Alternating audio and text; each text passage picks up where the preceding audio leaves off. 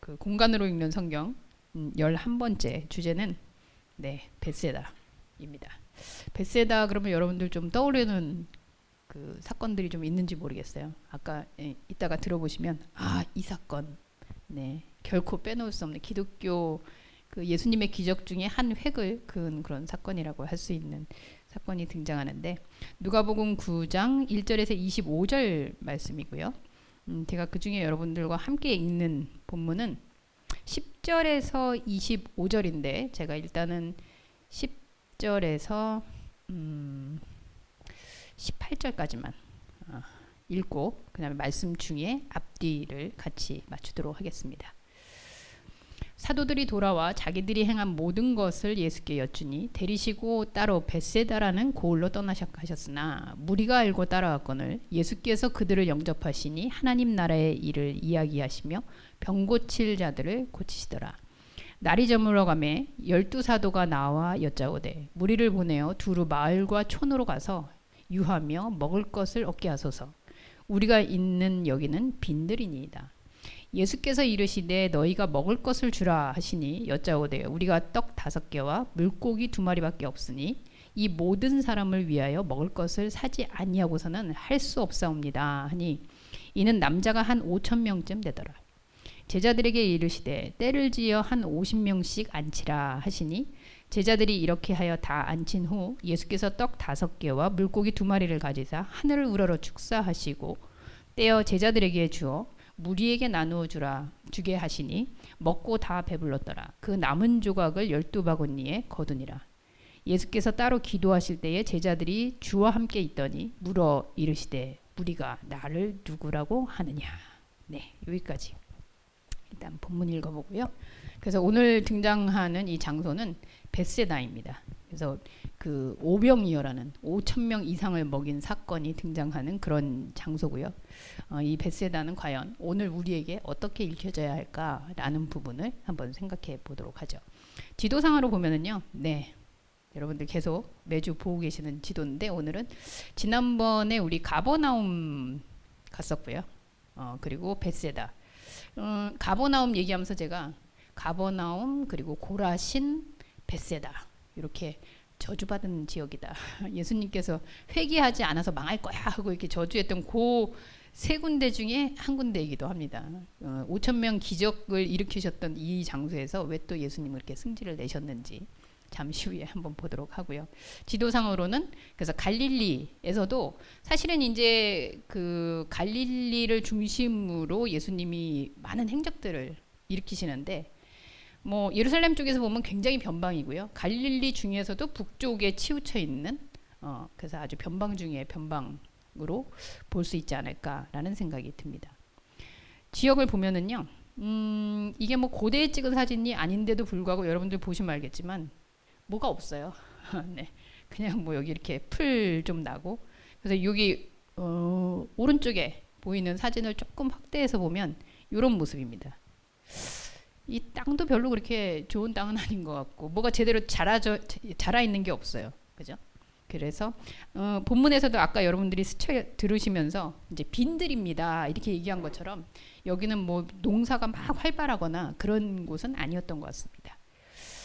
이거를 그림으로 그려진 사건 오병이어 사건과 그 쌍벽을 이루는 소경을 고친 사건이 바로 여기에 이제 그 본문에 등장을 해요. 앞부분에 잠시 후에 여러분들께 소개는 드리겠습니다만 그래서 날 때부터 소경인 자 그래서 그를 예수님께서 조금 깨끗하지 않은 방식으로 고쳐주시죠.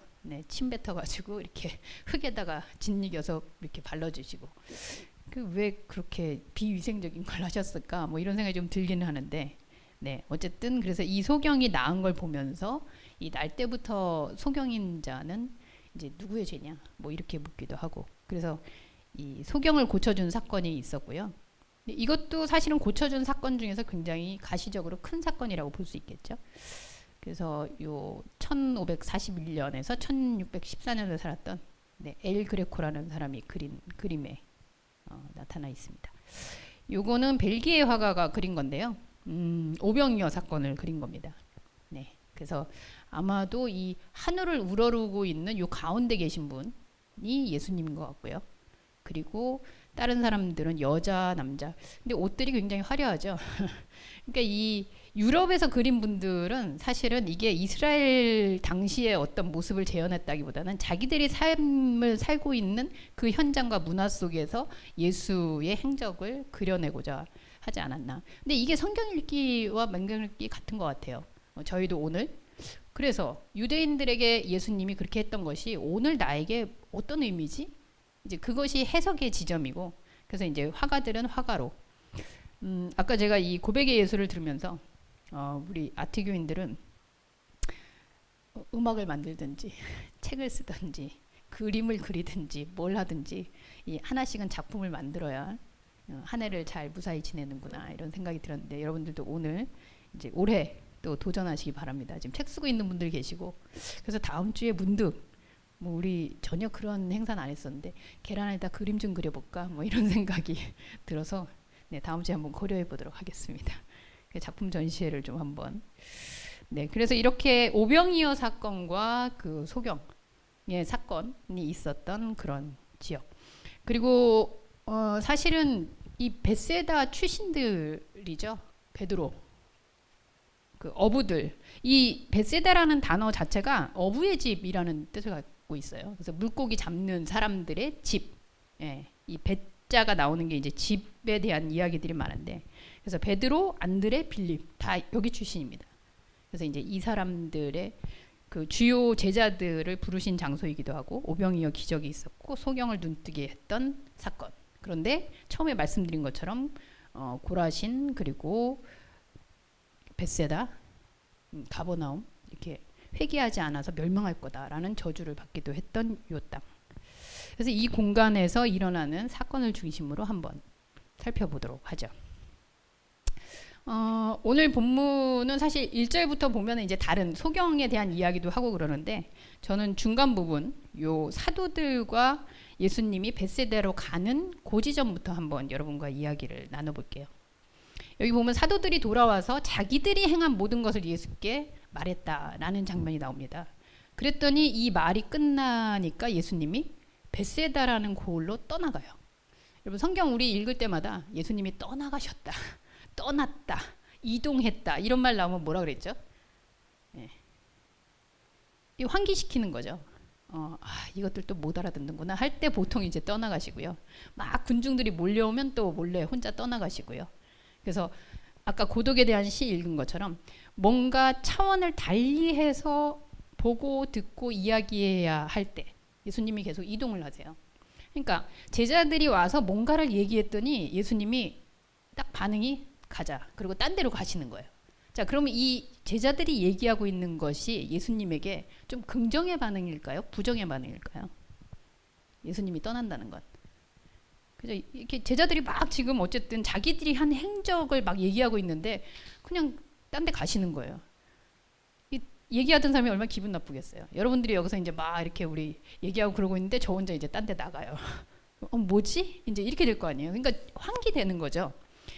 그래서 이들이 지금 예수님이 벳세다라는 곳으로 이제 환기를 시키면서 장소를 이동해요. 자, 그러면 이들이 도대체 무슨 얘기를 했길래 예수님이 이 조금 반응이 뜨아한 것일까? 그거를 이제 좀 살펴보려고 그 전 상황을 보면요. 1절에서 9절까지 이제 두 가지 측면이 나오는데, 예수님이 그 유명한 제자 파송의 사건이 나옵니다. 그래서 제자들을 이제 여기 본문 그대로를 보자면 귀신을 제어하고 병 고치는 능력과 권위를 주셨다. 그러니까 예수님이 사실 이전에 행하셨던 모든 일들이 결국은 병을 고치고 또 귀신을 쫓아내는 그런 사역들이 있었거든요. 근데 이제 이거를 능력을 권위를 이제 이양을 해서 제자들로 하여금 파송했다. 뭐 아티교인들은 이미 이게 어떤 현상적으로 정말 가서 병 고치고 능력 행해라고 파송한 것이 아닐 거라고 짐작을 하실 것 같아요. 네.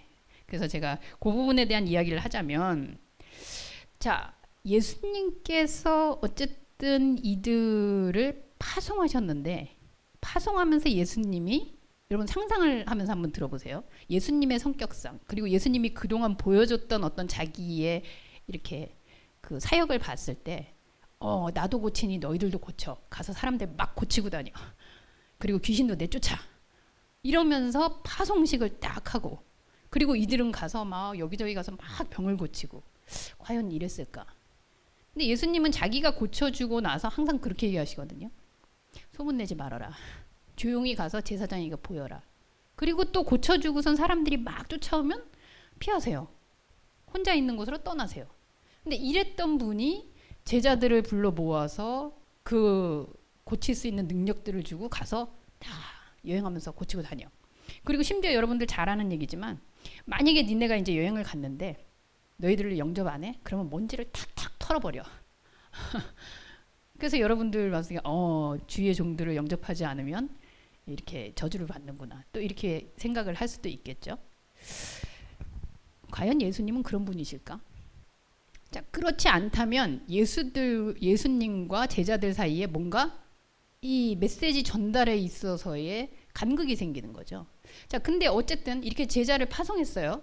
근데 이 제자들이 와서 예수님한테, 아까 우리가 처음에 읽었던 본문에서는 우리가 어떤 일을 했는지 아세요? 이러면서 얘기를 했는데, 그 중에 핵심이 뭐냐면 이 6절에서 9절이에요.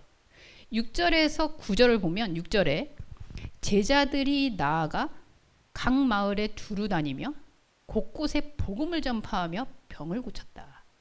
그랬더니 분봉왕 헤롯이 이 모든 일을 듣고 심히 당황했다. 자, 제자들이 가서 그렇게 하는 거를 지금 누구예요?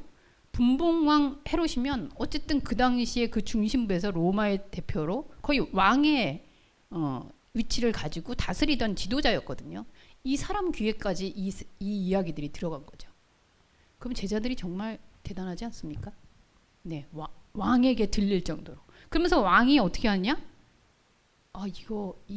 근데 왕이 궁금해하는 걸 보세요, 여러분. 제자들을 궁금해하기보단 이 모든 일을 듣고 심히 당황했는데, 왜냐? 내가 죽인 세례 요한이 죽은 자 가운데서 살아난 거 아니야? 이제 이런 생각이 들고요.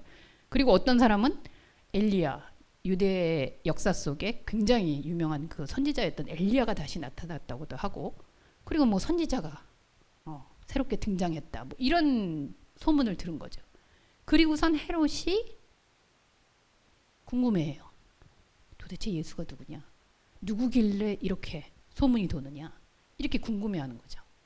자, 여러분, 아까 이들이 와서 막 얘기할 때 예수님이 벳세다로 이제 떠났다는 거 보니까, 벳세다가 가까운 곳에 있었던 거잖아요, 예수님이 지금. 근데 이 헤롯은 지금 소문을 어디서 들었을까요? 벳세다에서 든 게 아니잖아요. 그러니까 제자들이 사실은 돌아다니면서 어쨌든 그 파송 이후에 활동을 했는데, 그 활동이 굉장히 열정적으로 열심히, 그래서 중앙에 있는 사람들에게까지 소문이 다 들릴 정도로 열심히 사역을 하고 다녔다는 거죠. 그리고 돌아왔어요. 그런데 제자들도 얼마나 뿌듯했겠어요. 우리가 이렇게 열심히 하고 다녔더니 로마의 이 지도자 헤롯이 알게 됐다. 그래서 이제 예수를 궁금해하는구나. 자, 그러면 예수님한테 와서 뭐라 그랬을까요? 김남희님, 뭐라 그랬을까요? 했어요. 어떻게 해야 될까요? 그 다음엔 칭찬받고, 헤롯이 지금 예수님을 궁금해해. 그럼 어떻게 해야 돼요? 가야죠. 가야죠. 아니, 중앙에 있는 지도자가 지금, 우리는 안 그래도 마음속에 제자들은 우리 예수님이 뭔가를 한 큰 자리 하시겠구나, 지금 이렇게 기대하면서 쫓아다니고 있는데, 드디어 최고 지도자가 예수를 궁금해하고, 야, 나 좀 만나봐야겠는데, 이런 생각을 갖는다는 거죠. 그 제자들이 와서 그런 행적을 얘기한 거죠. 갑시다. 그러면 예수님이 어떻게 반응하셔야 돼요? 원래 목적상 예수님이, 아까 우리 1절에서 예수님께서 12제자를 모아서 귀신 제어하고 병 고치는 능력 줬고, 그리고 파송했고, 그렇다면 이 얘기를 들었을 때 예수님이 어떤 반응을 해야 정상적일까요? 김인선님. 그러니까 예수님이 만약에 제자들을 이렇게 너네 내 대신 가서 병 고치고 막 사람들한테 기적 일으키고 그리고 그 소식을 전해, 이랬는데 제자들이 이렇게 헤롯에게까지 다 소문이 났어요. 그럼 그 목적이 이루어졌잖아요. 그럼 제자들이 와서 말할 때 이 스승은 어떻게 반응을 해야 되죠? 목적을 달성한 이 제자들을? 그렇죠. 칭찬해야죠. 역시 내 제자들인데. 그래, 훌륭해. 이래야 되는데 이 양반이 무슨 심산지 그거를 듣는 둥 마는 둥 하고 떠나는 거예요. 이 벳세다로. 그리고 지금 중앙으로 진출하자 하고 나아가는 이 제자들에게 아니 헤롯이 지금 우리를 부르면 얼른 나가야지. 얼굴을 보여야지. 새로운 이 정계에 뭔가 인물이 새롭게 떴는데 가야지. 맞짱을 뜨든 뭘 하든. 근데 예수님이 어디로 가요? 예루살렘이 아니고 벳세다. 더 변방. 더 볼 일 없는. 심지어 제자들이 뭐라고 표현을 했냐면 빈들이라고 얘기를 해요. 한마디로 아무것도 없는 광야로 갔다라는 거예요. 자, 그럼 뭔가 이상하잖아요. 그럼 우리는 질문해야죠. 그럼 파송을 할 때 예수님은 왜 그런 거지? 파송을 할 때 널리 가서 병 고치고 복음 전하고 이러라고 한 게 아니었나? 의심스러운 거죠. 왜냐하면 그 목적이었다면 제자들이 그렇게 하고 왔을 때 잘했다. 착하고 충성된 종아. 이러면서 상을 주셔야 돼요. 근데 지금 그냥 그 얘기 듣는 둥 마는 둥 하고 가자. 이러고 딴 데로 가신단 말이죠. 그것도 중앙이 아닌 더 변방으로. 자, 그럼 우리는 다시 생각해 봐야죠. 도대체 무슨 의미로 파송을 하신 거였을까? 유진님, 왜 파송했을까요? 파송 장면으로 가보죠. 파송을 하고 돌아왔어요. 근데 예수님께서 얘기를 하는데 의문스러운 건 이겁니다. 예수님이 벳세다로 이 제자들을 데리고 따로 갔다라고 분명히 여기 있어요. 근데 11절에 보시면 무리가 알고 따라왔대요. 무리는 도대체 어떻게 알고 왔을까요? 무리들이 이렇게 예수님이 어디로 가는지 다 보고선 팬클럽처럼 막 있다가 막 쫓아가고 이러는 겁니까? 네, 요 무리에 대한 집중을 여러분들이 한번 의문을 가져보시고요. 예수님께서 파송을 했을 때 과연 그렇다면 왜 여기서 심기가 불편했을까를 생각할 때 파송의 목적이 이게 아니었나? 라는 생각을 우린 좀 해봐야 되는 거죠. 그래서 파송의 목적을 좀 살펴보려고 다시 보면 이런 얘기가 나옵니다. 하나님 나라 전파하며 앓는 자를 고치게 하려고 내보내셨다. 근데 이 내보내셨는데 어디로 내보내시는지는 몰라요. 여러분. 자, 그러면 예수 그리스도는 우리에게 하나님 나라가 세상에 있다라고 말씀하시지 않고 너희 안에 있다라고 말씀하시는 분이거든요. 그러면 하나님 나라를 전파하는 것은 하나님 나라를 알게 되고 앓는 자를 고친다는 거, 병든 자를 고친다라고 얘기했을 때 우리가 그동안 쭉 장소를 봤을 때 병자들이 많이 있던 장소, 그거는 곧 우리의 영적 상태가 지금 중풍병자구나. 우리의 영적 상태가 소경의 상태구나. 우리의 영적 상태가 손 못 움직이는 사람이구나. 이런 영적인 세계에 꼼짝달싹 못하고 있는 상태를 얘기하는 거다라고 우리는 같이 이해했거든요. 그렇다면 여기서도 하나님 나라를 전파하고 병든 자가 고쳐져야 되는 것은 제자들에게 이거를 얘기했다면 이건 어디에 해당되는 걸까요? 제자들의 영적 상태죠. 제자들로 하여금 너희 안에 있는 하나님의 나라를 일깨우고 너희가 그렇게 하나님 나라에 집중하지 않고 있는 세계에 눈뜨며 그리고 고침을 받아야 할 것이다. 이렇게 말씀하시는 거예요. 그게 바로 우리에게 오늘 주시는 파송의 메시지하고도 똑같아요. 왜 그렇게 얘기하냐? 3절에 보시면 그럼 이제 우리는 이런 오해를 하죠. 여기 여행을 위해서 아무것도 가지지 말라. 지팡이나 배낭이나 양식이나 돈이나 두벌옷을 가지지 말며 이렇게 나와요. 그래서 목사님들은 아무것도 안 갖고 가도 성도들이 다 대접해줘야 되는 게 당연해. 뭐 이런 말씀이 될 것 같은데 자, 이 말은 무슨 말일까요? 여러분 여행을 가는데 아무것도 필요 없어. 지팡이나 배낭이나 양식이나 돈, 두벌옷도 필요 없는 여행은 무슨 여행일까요? 예람님 이런 여행 해보셨어요? 여행 가는데 아무것도 필요 없어. 그럼 뭐예요 이거? 그런 여행 아니라는 거예요. 돈 들고 떠나는 여행이 아니라는 거예요.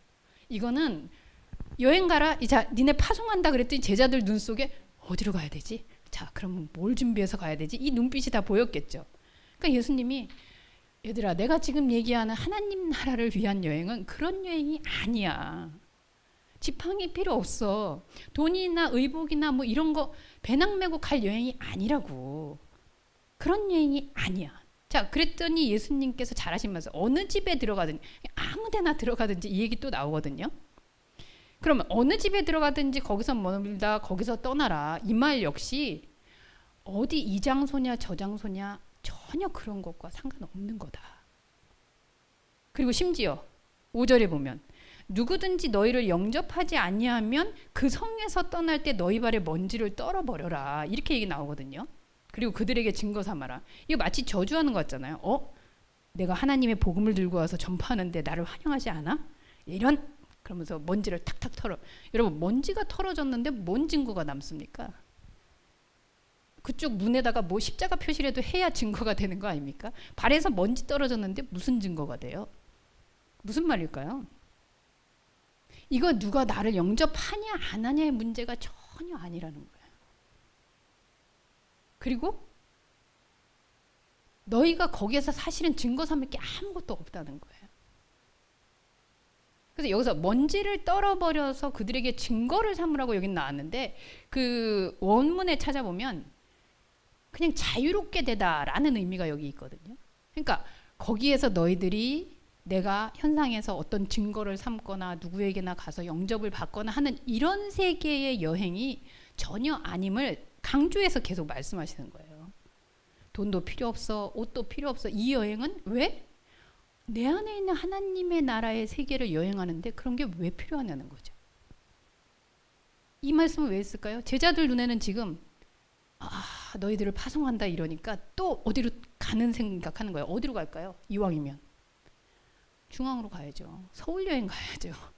중심부로 가야죠. 그래서 결국은 이렇게 얘기를 했는데, 자 1절에서 5절까지 보면 예수님의 뜻은 분명해요. 어디로 이거를 현상의 땅을 밟으며 다니면서 병 고쳐주고 소문내고 하나님 나라 왔어요 하고 떠드는 그런 전파가 분명 아닌 거예요.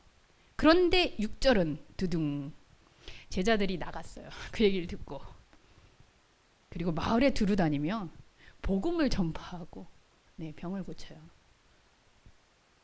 무슨 얘기일까요? 언뜻 생각나네요. 제가 예전에 그 어떤 그 선교단체에서 하는 찬양 집회가 있었는데 거길 나갔어요.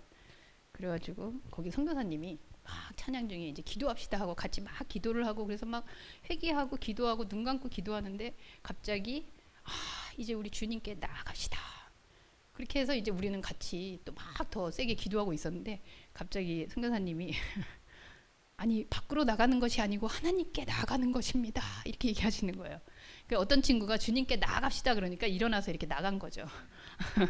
그래서 그 친구를 다시 불러들인 적이 있는데 여러분 바로 그런 상황이에요. 예수님이 자 이제 하나님의 세계를 향해서 우리 나가자 이렇게 얘기했더니 일어나서 나간 거예요. 그리고 어디로 가요? 열심히 다니면서 홍보하는 거예요. 자 병을 고쳤다. 뭐 저는 병을 고칠 수 있다고 생각합니다. 그런데 이 말씀에서의 본질은 예수님이 이전까지 병 고치셨죠. 귀신 쫓아내셨죠. 근데 그거의 본질은 사실은 우리가 매여 있고 하나님을 보지 못하는 상태에 있는 것을 보게 하시는 건데 이들에게는 진짜로 이상했던 사람이 멀쩡해지고 병든 자들이 일어나고 했던 것들이 이 제자들에게는 얼마나 우리 스승으로서 뿌듯한 일이겠어요. 상상해 보세요. 나가서 이 사람들이 그냥 다니면서 예수가 그랬대요. 복음이 그렇습니다. 이러고 다녔을까요? 정말 열심히 다녔을 거예요. 어느 정도로? 중앙정부에 있는 헤롯이 소문을 들을 정도로. 정말 홍보를 열심히 한 거죠. 이 홍보 마케팅적인 차원에서 연구해봐야 돼요. 그럼 시간도 꽤 걸렸을 거예요. 그러니까 예수님은 영적 세계에서 너희들이 그렇게 보지 못하고 있는 하나님의 세계, 그 세계를 생명의 차원에서 보는 것이 바로 진짜 하나님 나라다. 그게 우리가 우리에게 우리의 현상들을 제치고 안에 있는 영적 세계의 복음이 전달되는 것이다. 그리로 나는 너희들을 보낸다라고 말씀했는데 이들은 그것에 관심보다는 나가자, 전파하자. 그리고 나가서 계속 전도지다 들고 돌아다니면서 복음을 전파한 거죠. 그래서 소문이 났어요. 헤롯에게까지. 그 사건이 바로 사실은 파송 사건의 전말이라고 우리는 이해할 수 있습니다. 그리고선 돌아왔으니, 그리고선 예수님한테 그 성과를 보고하니 예수님은 어떠셨을까요? 심정이. 그래서 예수님은 그게 아니고 내가 가라는 곳은 이곳이었어 라고 하고 직접 데려가세요. 어디로? 벳세다로. 벳세다가 도대체 어디길래 데려가는 걸까요? 이 벳세다로 갔더니 제자들이 이런 얘기를 해요. 12절. 날이 저물어가매. 성경에서 날이 저물었다 혹은 해가 떴다 뭐 이런 것도 사실은 상징의 어떤 의미들이 있는데요. 날이 저물었다 잘 안 보이는 거죠. 그죠? 제자들의 상태입니다. 이렇게 해 뜨고 밝게 보이는 게 아니고 어두워져 있는 상태예요. 제자들이 그때 12사도가 나와요. 그러면서 예수님한테 이거를 좀 감정을 섞어서 읽어야 되는데 이 제자들도 굉장히 감정이 상했어요. 자기들이 성과 보고하는데 예수님이 전혀 아는 척도 안 하고 지금 왔는데 이런 얘기합니다. 아니 예수님 무리를 보내서 지금 우리 먹을 것 좀 가지러 가야 돼요. 이 도시를 떠나야 됩니다. 여기는 빈들이라고요. 여기는 깡촌이라고요. 여기는 광야라고요. 아무것도 없다고요. 여기서 지금 왜 불러서 여기 오십니까? 우리가 지금 갈 데가 있는데 지금 헤롯이 우리를 부르고 있는데 지금 여기서 뭐 하시는 겁니까? 이거 불평이에요. 그때 예수님이 뭐라 그럴까요? 친절하게 그러실까요? 너희가 먹을 것을 주어라 이랬을까요? 네? 내가 지금 또 먹을 것 타령이니? 먹을 건 니들이 그냥 알아서 하는 거야. 지금 예수님은 계속해서 내가 얘기하고자 하는 본질 하나님의 세계는 먹고 마시고 어디로 중앙으로 진출하고 권력을 잡고 이 세계가 아니라는 거야 라는 걸 또 어필하시는 거예요. 그랬더니 우리 가진 거 이거밖에 없는데 어쩌실 겁니까? 여러분 생각나세요? 가나의 혼인잔치 때 마리아가 포도주 떨어졌어요. 그랬더니 예수님이 여자여 나랑 무슨 상관입니까 그게. 근데 포도주를 만드세요 안 만드세요? 만드셨죠. 그래서 제가 화냈죠. 그거 왜 만들어서 오해하게 만드냐고. 자 예수님이 그런데 이렇게 말씀하고 결국은 먹을 걸 만들어내세요. 자 그렇다면 예수님이 가지고 있는 이 먹을 것과 인간이 추구하고 있는 먹을 것은 뭐가 다를까요? 제자나 마리아나 눈에 보이는 현상적으로 먹을 것을 만들어내는 것 이게 인간에게는 최종 목적이에요. 그리로 도달하는 거죠. 점점 예수님과 함께해서 내가 잘 먹고 잘 사는 대로 가는 거죠. 예수님도 이거를 간과하진 않으세요. 어떻게? 예수님은 이거를 시작점으로 삼으세요. 목표가 아니라 목적지가 아니라 우리가 먹을 거 그러면 그래 먹을 거 우리는 먹을 거가 이루어지면 다 이루어졌어 이렇게 생각하는데 예수님은 먹을 거 그래 먹을 거부터 시작해서 결국은 영적인 세계로 또 이끌어내신다는 거죠. 그러니까 먹을 거에서 우리는 교차가 되지만 우리는 목적을 삼고 있는 걸 예수님은 그저 처음 시작 그리고 그거를 다 해체하고 궁극적인 생명의 양식으로 인도하는 게 예수님의 작전이에요. 그래서 예수님은 보시면서 왜 지금 먹을 거 타령하잖아요. 근데 여기에서 5,000명쯤 된대요. 근데 남자가 5,000명이다. 여기 여자아이는 뺐어요. 이유가 뭘까요? 앞에서 먹을 거 없어요 라고 불평한 사람들이 누구예요? 뭐 여기 남자분들이 계셔서 죄송합니다만 남자 제자 12명이에요. 네. 그랬더니 남자가 5,000명이래요 여러분. 그리고 이걸 50명씩 띄어앉히래요. 이게 무슨 사건일까요? 예수님이 어쨌든 5,000명인데 50명씩 뛰면 수학에 빠르신 분 어떻게 되는 거죠? 몇 그룹이에요? 네. 100그룹입니까? 자, 예수님이 어쨌든 이 무리로 있는 자들을 흩어내시는 거죠. 분리. 나중에 우리 거라사 얘기하겠지만 거기서 군대 귀신이라고 한 사람에게 귀신이 들어갔는데 수많은 군대 같은 그 귀신이 들어있어서 나중에 돼지떼에게 들어갔다가 몰살당하는 사건이 나옵니다. 정말 죄송한데 여러분 뭐 죄송하다고 말하기도 그렇지만 자 무리가 있어요. 제자가 있어요. 지금 제자들과 무리가 다 먹을 것을 기다리고 있는 상태라면 사실 우리는 이 무리를 제자들이라고 봐야 됩니다. 제자들의 목적은 지금 먹을 것에 관심이 있어요. 예수님이 벳세다에 왜 데리고 왔지? 전혀 관심 없어요. 그리고 먹을 것도 없는 여기에 왜 지금 우리를 데리고 와서 이렇게 고생시키지? 그랬더니 예수님이 또 한 개를 시키세요. 물고기 2마리. 무슨 마법사도 아니고. 근데 예수님이 어디를 봐요? 땅을 보는 게 아니고 희한한 퍼포먼스를 합니다. 예, 먹을 걸 들고 하늘에 올려서 축사를 하세요. 무슨 뜻일까요? 예. 우리는 지금 땅에서 먹을 거를 막 찾고 있는데 지금 다른 차원의 양식을 예수님은 말하고 싶다는 거예요. 그래서 우리가 여기서 찾고 있는 이 땅의 양식에 대해서 하늘의 차원으로, 하늘을 우러르는 시선으로 다시 환기를 시키십니다. 그랬더니 네, 나눠줘라 하고 먹었는데 17절, 우리는 이 장면에서 얼마나 뿌듯해합니까?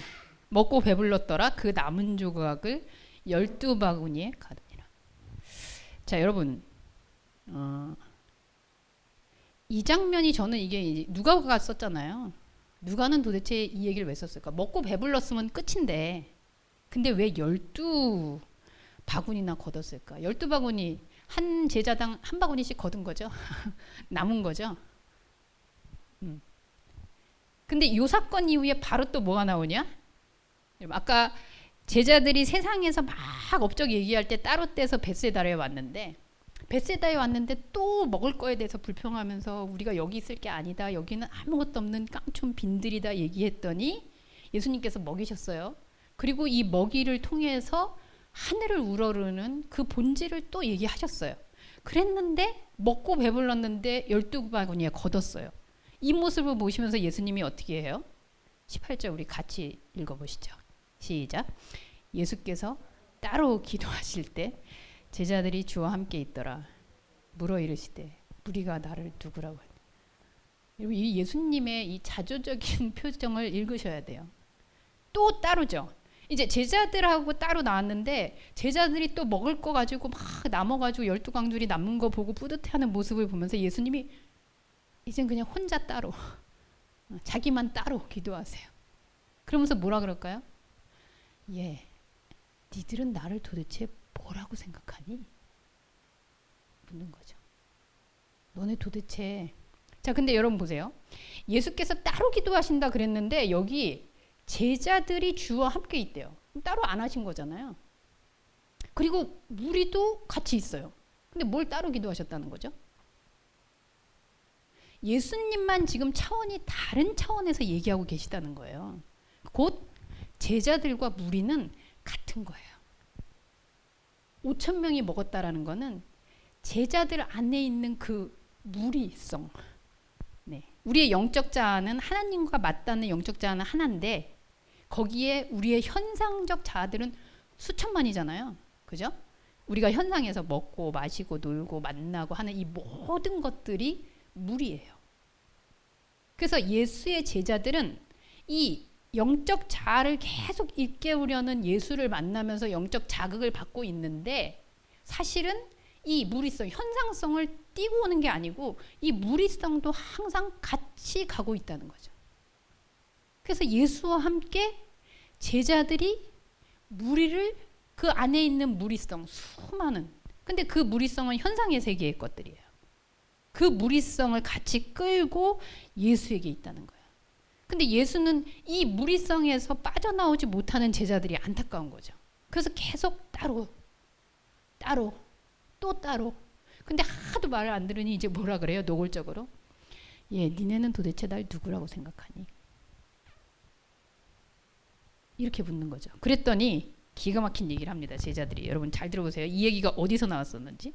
그랬더니 대답하여 19절에 더러는 세례 요한이라고 하고요. 더러는 엘리야라고도 하고요. 선지자 중에 한 사람이 살아났다고도 해요. 이 말 어디서 들으셨어요, 여러분? 우리 아까 들었었죠. 누구한테 가서? 헤롯이 들은 소문이잖아요. 헤롯이 들었던 소문하고 똑같죠? 아까 가볼까요? 분봉한 헤롯이 듣고 어떤 사람은 엘리야가 나타났다고 하고 어떤 이는 선지자가 나타났다고 하고 세례 요한이 나타나고 했더라. 이 소문 헤롯이 들었죠. 자, 여기서 보니까 그럼 헤롯이 들은 소문 누가 낸 거예요? 제자들이 낸 거죠. 제자들이 복음을 전파한다고 다니면서 이 소문 내고 다닌 거예요. 그래서 사람들로 하여금 예수를 부각시키고 예수를 소문내고 헤롯으로 하여금 예수가 누구지 하면서 관심 끌게 하고. 왜? 우리가 예수랑 같이 다니고 있으니까. 딱 그 소문 낸 거잖아요. 그랬더니 우리 훌륭한 베드로께서 가만히 눈치를 보니 자기가 더 센 걸 얘기 안 하면 좀 처지게 생겼거든요. 그랬더니 얘기합니다. 하나님의 그리스도의 아들이십니다. 뭐 굉장히 믿음 좋은 얘기인 것 같은데, 그랬더니 21절에 예수님 반응 보세요. 야, 아무한테도 그런 얘기 하지 마. 이 말은 베드로의 그 얘기한 것이 진정 말씀을 깨달아서가 아니라고요. 다른 본문에서는 마태복음하고 마가복음에서 어떻게 되죠? 바로 사단아 물러가라. 이 사건이 이 말 뒤에 나와요. 그러니까 베드로 역시 사실은 뭔가를 알고 얘기했다기보다는 쟤는 세례 요한이라 그래. 쟤는 엘리야라 그래. 나 더 센 거 얘기해야 되는데. 메시아. 이런 분위기가 아니었을까 저는 조심스럽게 추측합니다. 지금 제자들이 그 안에 있는 무리성, 배불리, 여러분 사실 배불리 먹었으면 끝나야 돼요. 그런데 그 안에는 배불리 먹은 걸로 충족을 못해요. 남아야 돼요. 그러니까 예수님이 진짜 먹이고서 12광주리를 남게 했냐 안 남게 했냐가 중요한 게 아니라 이들 안에 먹고 배부르고 더 남아서 우리가 가득 더 충만해져야 된다. 이 생각이 있는 거죠. 근데 예수님은 왜 빈들로 갔을까요? 빈들의 상태가 하나님을 볼 수 있는 충만의 상태예요. 근데 빈들 가서도 안 비어 있는 거죠. 계속 광주리를 채우고 있는 이 무리의 특성. 거기에서 예수님이 마음 아파하십니다. 그러면서 결론적으로 이런 얘기를 하죠. 나 죽을 거야. 지금 먹고 배불러서 조금 그래도 기분 좋아지려고 그러는데 나 죽을 거야. 곧 죽어. 그리고 24절. 누구든지 제 목숨을 구원하고자 하면 잃을 것이다. 그리고 25절. 온 천하 이 먹을 것 다 얻고 자기를 잃으면 너의 영적 자아가 죽으면 무슨 유익이 있니? 예수님의 의도가 여러분 읽히십니까? 예수님이 요한복음에서 이런 말씀하셨어요. 이런 사건들을 포괄해서 요한복음 6장 26장 27절에 보면 예수께서 내가 진실로 진실로 너에게 이르노니 너희가 나를 찾는 것은 표적을 본 까닭이 아니요 떡을 먹고 배부른 까닭이다. 예수님의 표적을 어떤 의미인지 이해하지 않는 거예요. 그죠? 먹을 것들이 있으니까 쫓아다니는 것. 결국 이 현상의 무리성을 가지고, 그래서 성경에 나오는 무리가 따라왔다라는 것이 사실은 예수 제자들이고요. 제자들 안에 떨쳐버리지 못하고 끊임없이 모든 것을 먹고 마시고 이 현상성으로 추구해서 끝나는 그것을 계속 예수님은 떨쳐내려고 하시는 거죠. 그게 떠나시는 작업이에요. 그렇다면 우리는 오늘 여러분은 누구십니까? 예수님이 너희는 나를 누구라 하느냐 물어보시는 것처럼 여러분은 예수를 누구라 하십니까?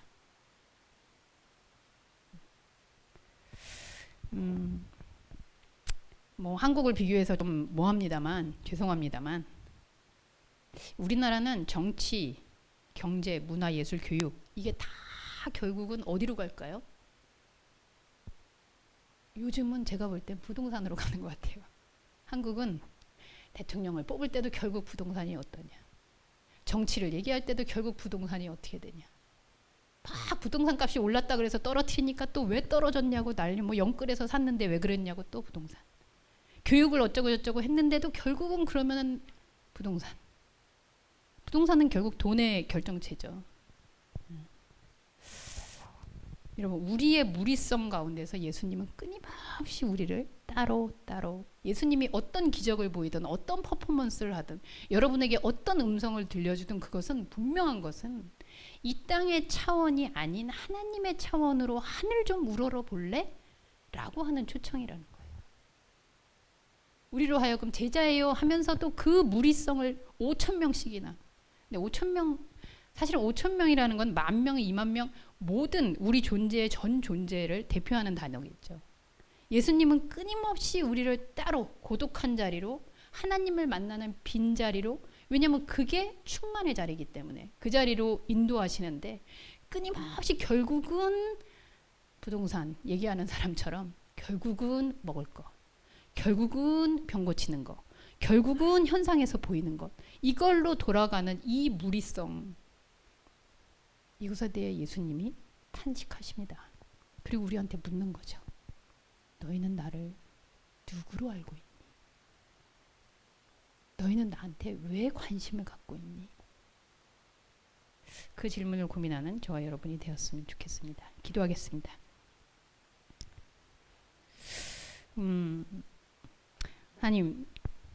하나님의 말씀이 축복의 말씀, 우리를 사랑하신다는 말씀임을 충분히 전제하면서도 주님의 그 심정을 이해해 나가다 보면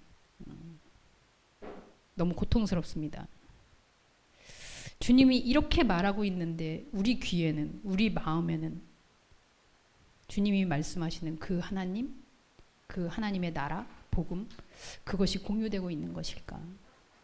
끊임없이 따로 또 따로 아무것도 없는 빈들로 우리를 초청하시며 그 가운데서 하나님을 보게 하시는데 우리는 빈들에서도 얼마나 남았나? 얼마나 가졌나? 얼마나 먹을 수 있나? 이 빈들은 언제 끝나나를 간구합니다.